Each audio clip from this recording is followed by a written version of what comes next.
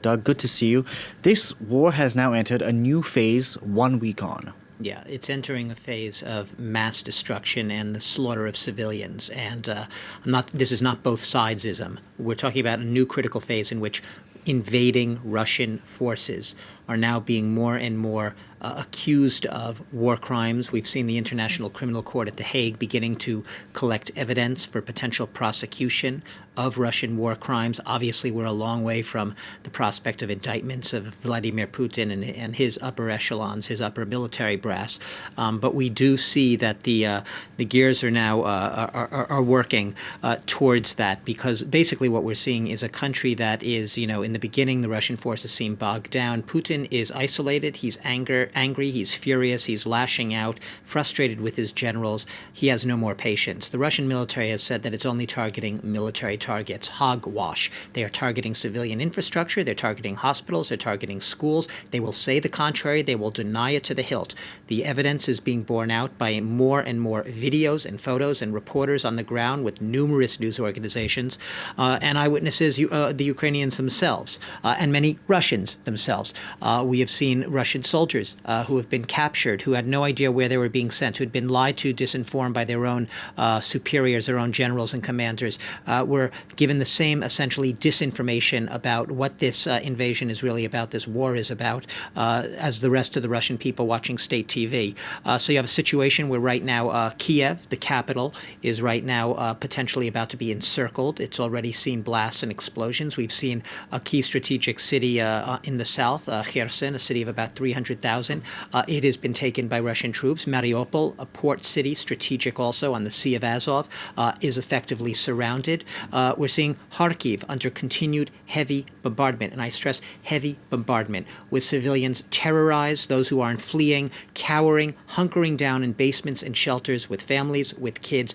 Once again, no both sidesism here. This is a catastrophe being perpetrated by the will and the determination of one man, Vladimir Putin, on an entire country and their citizenry. The Russian troops have been meeting fierce resistance, not propaganda, the actual facts of on the ground, which most Russians are in absolute denial about. But it's a war that seems to be right now, as I said, ratcheting up into a more critical phase, stepped up bombardments on infrastructure, but also on cities, and that means civilian populations. I want to talk about something you touched on earlier, and this is, of course, disinformation.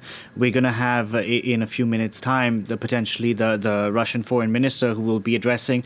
Once again, Russia is trying to put its own spin on why it's doing this. Yeah, there is a ministry. It's actually called the Ministry of Enlightenment in Russia. You almost can't make this up. The Ministerstvo Prosvещения.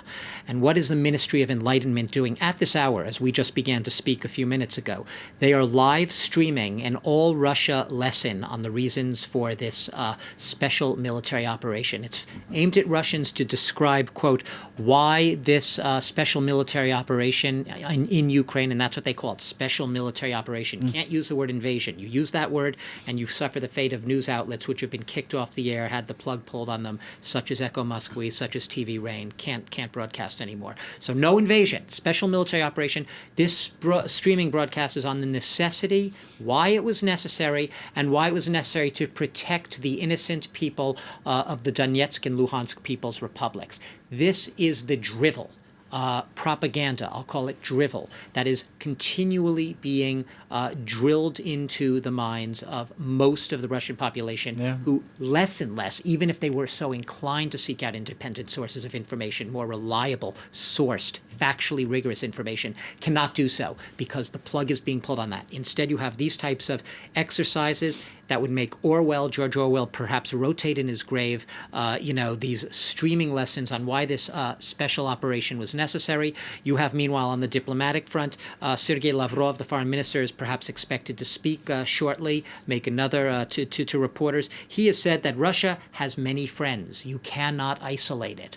Well, he says that, and yet yesterday, what did we see in the United Nations? We saw four friends, sorry. Four friends voted with Russia against a resolution calling on Russia to cease its military, its Russian forces, their operations. And those who voted with Russia: Belarus, Eritrea, North Korea, and Syria. I will note that 35 countries abstained, among them China, Iran, Iraq, and India. It's fascinating here. Russia, they could deny it to the hilt. They could say whatever they want. They could spew whatever PR and propaganda they want. And we will probably hear Sergei Lavrov do so in a few minutes. The fact of the matter is you are seeing record numbers of the world community, people who normally would be inclined to vote with Russia just to be opposed to the United States, actually saying, you know what? There's a Rubicon that has been crossed here. Like Cuba, like Venezuela. Exactly. Cuba and Venezuela are very, very good examples of this. Countries that you normally would not expect to be in any way or shape aligned with the so-called Western, NATO, European, U.S. agenda are suddenly saying, wow, what's going on here? Has he lost his mind? We're going Being Putin.